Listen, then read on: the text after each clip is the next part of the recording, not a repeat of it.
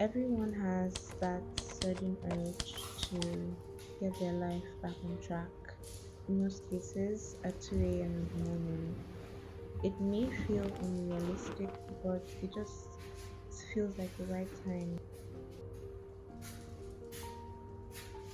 You feel that you need to be productive, to read a book or maybe 1,000 books.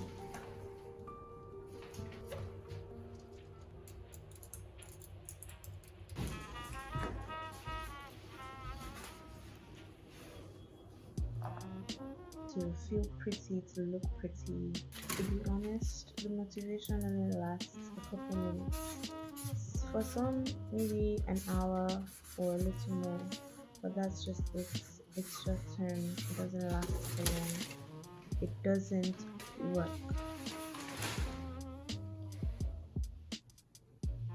So let's call this let me help you, help me get my shit together.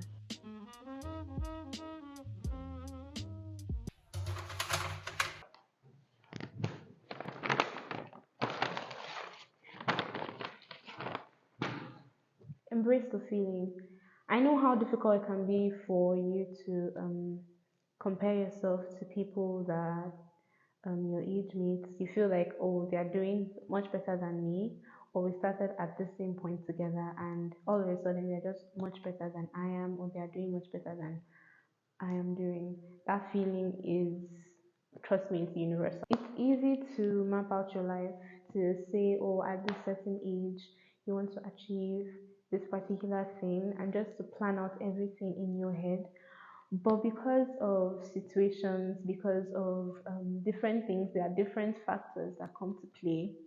You find out that you haven't hit that particular mark that you have set for yourself. It's totally fine, it's understandable.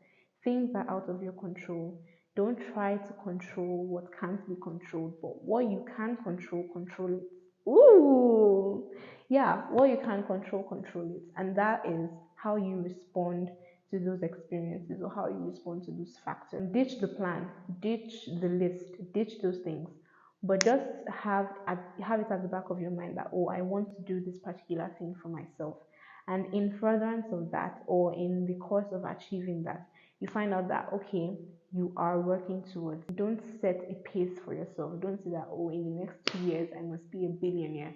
If you can do it, fine, but don't make it a do or die affair. Don't feel pressured by your age. Now, age is not a measuring factor. It's not something that you use to quantify the amount of achievements or successes that you need.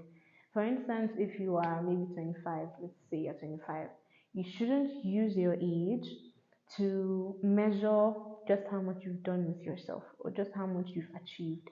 Fine, I understand the pressures from society, from friends, from family, or they tell you you're 25, what are you gonna do? When are you going to settle down? You don't have a business, you don't have anything you're doing with yourself. First of all, I believe that there should be a difference between laziness and pressure. Now, for instance, you should understand that there is no room for a lazy person. If you are not willing to put in the effort, if you're not willing to do anything with yourself, forget about any success. Just forget about it. But you shouldn't use your age to quantify just how much you have achieved.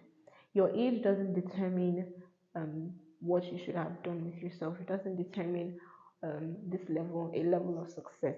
So age should be taken out of the equation and just do you. Just work on yourself and work towards those goals that you have planned or that you have set for yourself. Stay off social media. Now, that is probably the most difficult for anybody to do, myself included, honestly, because when social media is a community or it's a collection of communities from Facebook to Instagram to TikTok to YouTube, different people from different locations, different continents coming together and like putting out content. Now there really isn't anything wrong with social media on its own, but overconsumption of content on social media becomes a problem. The problem with overconsumption of content on social media is the fact that you find out that you compare yourself. You how do I put it now? You okay? For instance, I'm a fashion like and lifestyle creator, and then I follow people who put out that kind of content. So when I consume the content over and over and over again without any breaks, like I'm talking 8, 9, 10 hours a day, just scrolling through my phone. Now, overconsumption of such content, I find myself comparing myself to them. Like, oh, I'm putting in more hard work than they are, or oh, my content is crispier or it's clearer than theirs. Why am I not getting that much engagement? I find myself having those thoughts, and it's because I am fixated on just scrolling mindlessly day in, day out. I'm not actually doing much work on myself. I'm not actually making those efforts consciously, but instead I'm just scrolling. And I believe at first I was thinking, oh, if I'm consuming this content, I can make myself better. But the truth is, you can't make yourself better till you practice it, till you put in the work, till you actually get up and work. So, overconsumption of social media or content on social media is like a really major factor that contributes to that kind of feeling.